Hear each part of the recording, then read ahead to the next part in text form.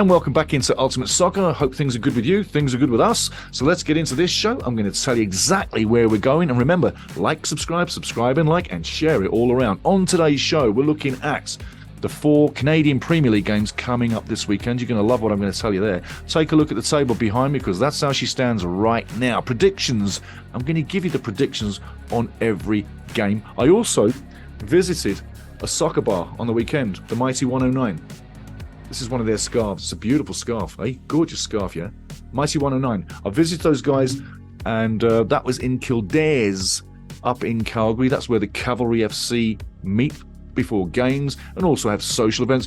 You'll see the video coming up from that little trip I had inside the bar. Great. I tell you what, it's absolutely... If you needed a soccer bar, that does it. I know because I used to run one up in Edmonton called the Elephant and Castle. It was the #1 soccer bar for years in Edmonton. So I know how to run a bar, know how to do the business. This is the business. I really do say that Mike there is doing a great job. Check out the video as it comes along. Also going to get into the post-game of Man City and Arsenal. Ooh, yeah, we are.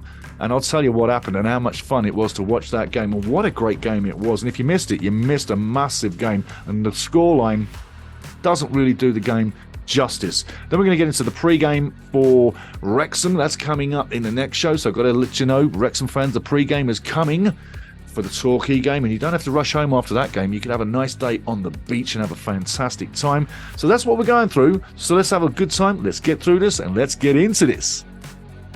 Okay, looking at Halifax and Vancouver FC, on the face of this, you got to say Halifax really looking for something big. 2 games, 2 draws, looking for the win. Home soil could be the day. Bringing in the new guys, Vancouver FC. But there's only one problem. Vancouver FC look like a team that can do some damage.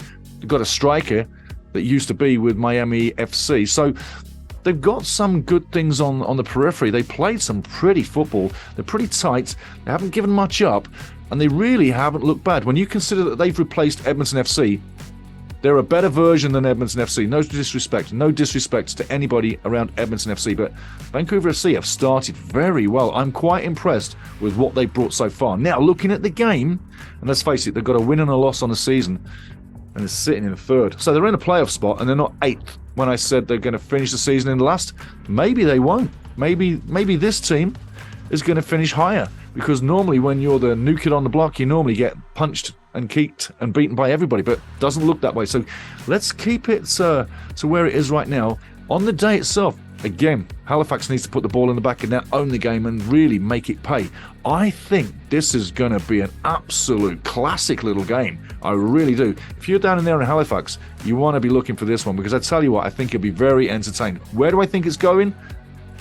It should be going to Halifax. It should be, but I tell you, don't be surprised if it ends in a draw, or don't be surprised if Vancouver FC pull another game. And it's not a shocker. Don't think that they're going to shock you. They're up to it. Guys in that squad are good enough to be in this league, and a few have been in this league before. You see a few regular faces on that squad. So, on the day, it should be Halifax that take the spoils because they need to get a win under their belt. But it could also be Vancouver FC. Maybe it's headed for a draw. Let's take a look at the next game. Champions Atletico Ottawa are taking on York United. It's the battle of the basement. Yeah, 7th taking on 8th. Who would think at this stage that Atletico would be 7th? But you know, it's only 2 games in. Things can change really fast. They will.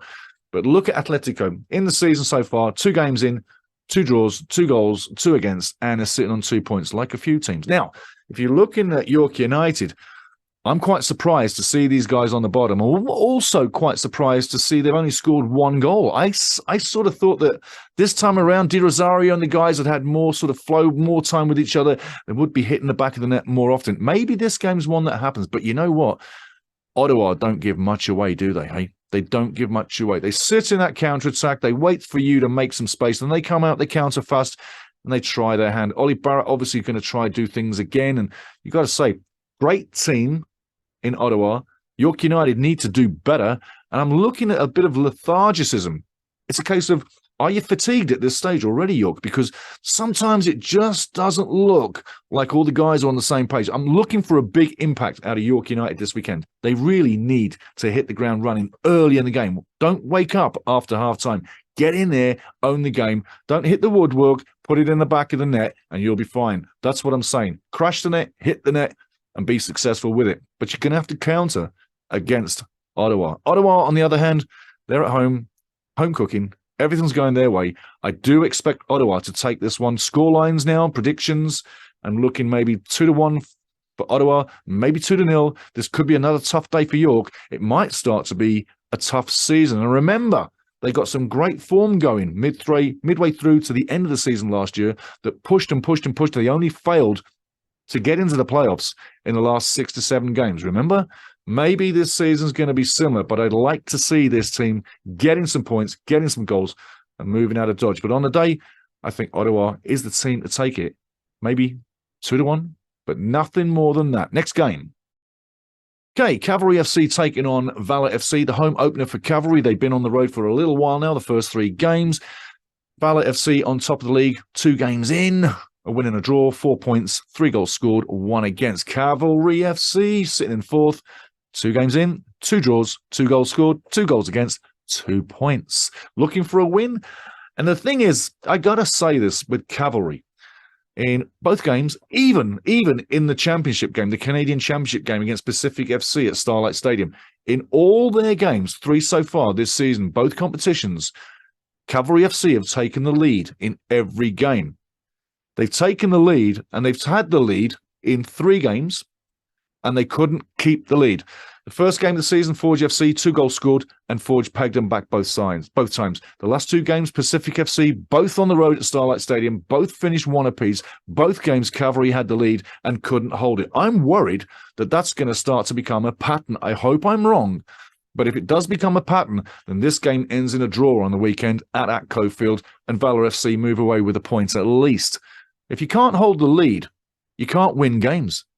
And that's what worries me at this stage. I'm not too concerned about it, but that's what the pattern tells me right now, is that you get the lead, you can't hold the lead.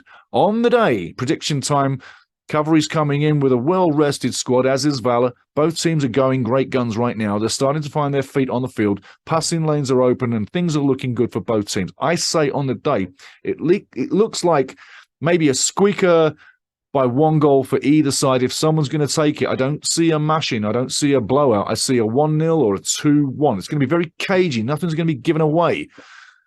Who's going to win it, you say? I think Cavalry's got the edge on this one, although VALOUR FC's on top of the league. But the standings, really, for me, at the moment, stand for nothing. Take Cavalry to take this by the goal. But like I say, it's got draw written all over it. I hope I'm wrong. I hope somebody can take 3 points. Next game. Finally, Pacific FC taking on Forge FC. Bobby Schmerniotis, 2 draws, 2 games, 3 goals, 3 against, 2 points, sitting in 5th. James Merriman with PFC, 2 games, a win and a draw, 2 goals scored, 1 against, 4 points, sitting 2nd, but they're really joint 1st on points. That's what I'm saying. This game here, very, very interesting. I don't think both of these teams has really hit the ground super well. They've done decently, but I think both these teams are still sort of waking up. Once they really start to put the wins on the board, I think then they're going to get that roll going on, and then you'll see them pulling away and setting themselves for a playoff spot early in the season. So once they get that first win, I think wins come. Who's going to get this win this weekend? I'd like to say Pacific FC, and it should be, but you can't rule out Forge coming in and snatching and grabbing and really taking them 3 points back to Hamilton. So it's really, really even at this stage. If you're looking at the defensive work, I think Pacific is probably better. But if you look at the offensive or the attack, I think Forge has probably something more to offer. So you can see it's going to be very interesting to see which way this one plays out. But I think at the end of the day, although it has draw written all over it, remember that, I think Pacific FC want to be careful they don't lose this game. And I want to think one thing. They need to take the points. I've give this one slightly in favour of Forge FC, but Pacific FC should be the team to win it. Now, let's take a look at Arsenal Man City briefly and talk about that game. So briefly on the Arsenal game, I tell you what, game of 2 halves. Arsenal really were battered all over the field with this one in the first half. Second half, Arsenal came into it, but looking at the scoreline, 4-1, it was a tough time for Arsenal, and it was a glorious day for Man City, and now that really has changed the complexion of the run-in for the English Premier League. Giving you the stats, Man City goals scored by Kevin De Bruyne on 7:54, John Stones on 45+1, and Erling Haaland right at the death at 90+5. And Rob Holding absolutely answered up for Arsenal to make it 4-1. He scored, and it was already 3-0 when he scored. He made it 3-1, but Haaland added the fourth. Now, looking at the table briefly, you've got to say Arsenal on top, 75 points, 33 games. Man City second, 73 points, 31 games. Man City's got 7 games left. Arsenal's got 5 games left. When you look at it that way, I'm saying Man City has got the title. I've been saying all season that Man City will win the title, and I'm pretty sure they will. I stuck to my guns, and if you go to ultimatesoccershow.com down below, you can see next to the English Premier League table to the left, I've had the same writings on there for months and months and months and months and months. I've kept to my guns. When I see something, I know what it is. The first half of the season belonged to Arsenal as a champion team. Second half of the season is belonging to Man City as a champion team. Man City, in my book, will be the champions. No disrespect to Arsenal fans, Dale, Farmer, and the rest of the guys. No disrespect, guys, but I think it's the done deal to tell you it's the done deal. Anyway, moving along, let's take a look at something else. And don't forget, on the weekend, it's Torquay taking on the Wrexham. Wrexham travelling to the South Coast Torquay. The pre-game's coming, as in behind, so get ready for the pre-game. Coming up in less than 24 hours.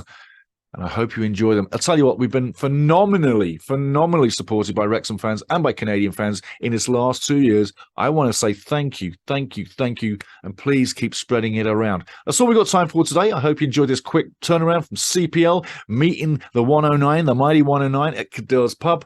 And Kildare's was an absolute blast. Mikey got a great bar there, sir, and you'd run a great ship, absolutely. And let's face it, coming up soon, Wrexham taking on Torquay. Get ready for the pre-game show, because I can't wait. Cheers.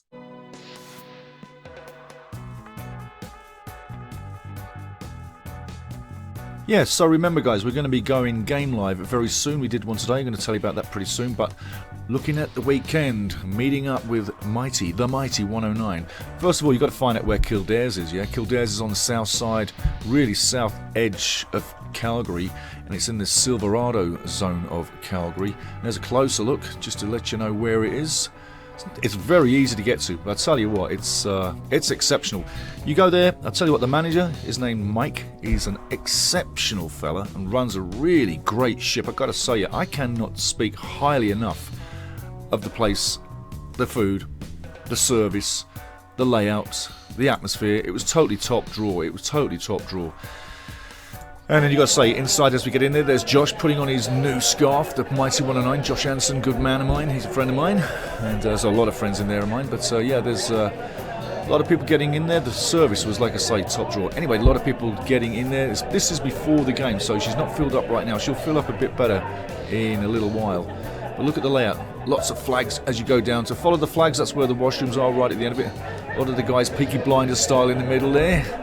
And this lady with the bun, that is Nico Miruniuk's mum, one of our cavalry youngsters. There's Danny in his checker shirt, lovely fella. As you can see, it's slowly filling up.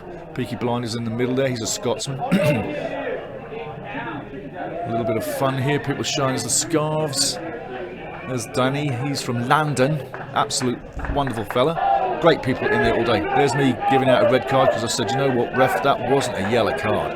Never a yellow, you want to get the red card. People absolutely pissed their pants when I brought the cards out. They did, they totally did. Not yellow, red.